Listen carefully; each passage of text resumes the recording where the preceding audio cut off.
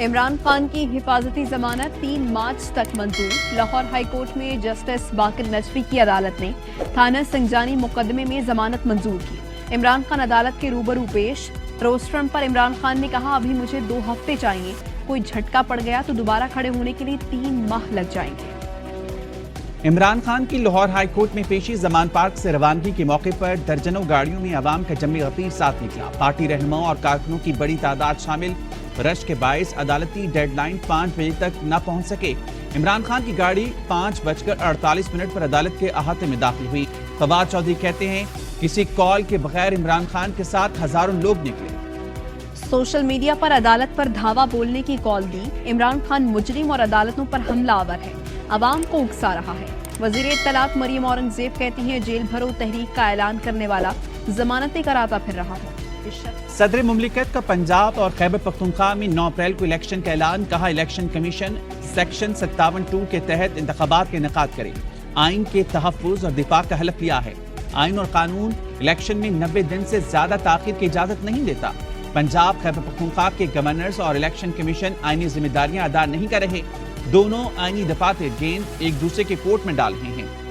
صدر مملکت اوقات میں رہیں، باہر نہ نکلیں۔ وفاقی وزراء نے صدر عارف الوی کو نشانے پر رکھ لیا۔ صدر کا صوبوں کے لیے انتخابی تاریخ کا اعلان مسترد۔ وزیر دفاع خواجہ آصف کہتے ہیں انتخابات کی تاریخ دینا صدر کی اوقات نہیں۔ احسن اقبال نے کہا الیکشن کی تاریخ کا اعلان صدر کا نہیں، الیکشن کمیشن کا کام ہے۔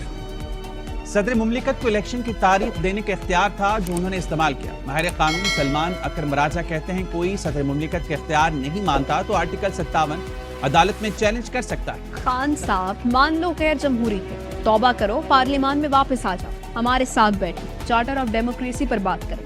بلاول بھٹو کی عمران خان کو پیشکش۔ کہا جب اپوزیشن میں تھا تب خان صاحب سے کہتا رہا دعا کریں پیپلز پارٹی کی حکومت آئے، مولانا یا نون لیگ کی حکومت آئی تو توبہ توبہ کیا ہوگا۔ عمران خان کا مستقبل جمہوری رویے سے مشروط ہے لیکن بدقسمتی سے ایسا ہوتا نہیں دیکھ رہا۔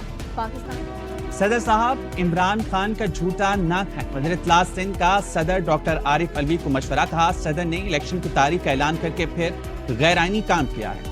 ایوان صدر کا غلط استعمال ہو رہا ہے۔ صدارتی آرڈر کے ذریعے کئی دہشت گردوں کو آزادی دی۔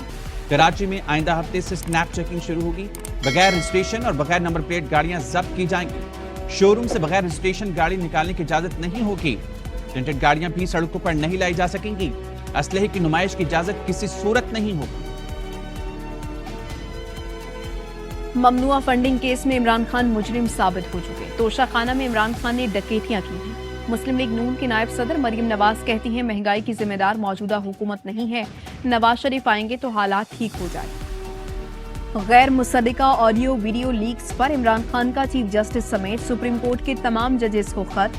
گزشتہ سال اکتوبر میں دائر آئینی درخواست سماعت کے لیے مقرر کرنے کی اصطلاح۔ 8 سوالات بھی خط کا حصہ۔ عمران خان نے لکھا مجھ سمیت کئی سابق سرکاری شخصیات اور عام شہری جعلی لیکس کا نشانہ بن چکے ہیں۔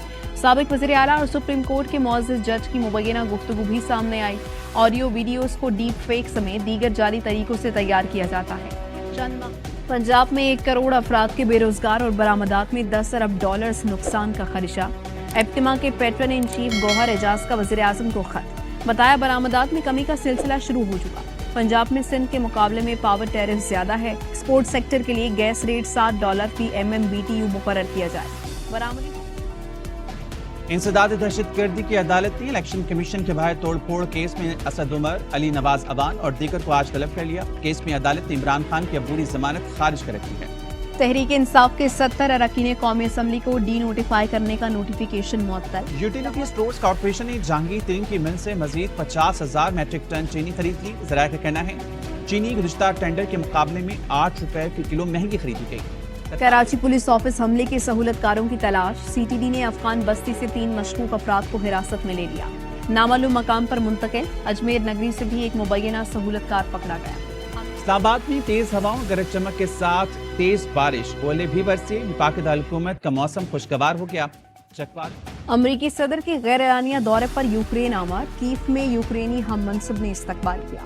صدر بائیڈن کا کہنا ہے امریکہ یوکرین کی حمایت جاری رکھے گا۔ PSL 8 میں پشاور زلمی کی دوسری کامیابی۔ کوئٹہ گلیڈیٹرز کو 4 وکٹوں سے شکست دے دی۔ پشاور نے 155 رنز کا ہدف 4 وکٹوں پر حاصل کیا۔ निशम ने 37 और पावेल ने 36 रन की जिम्मेदार इनिंग खेली।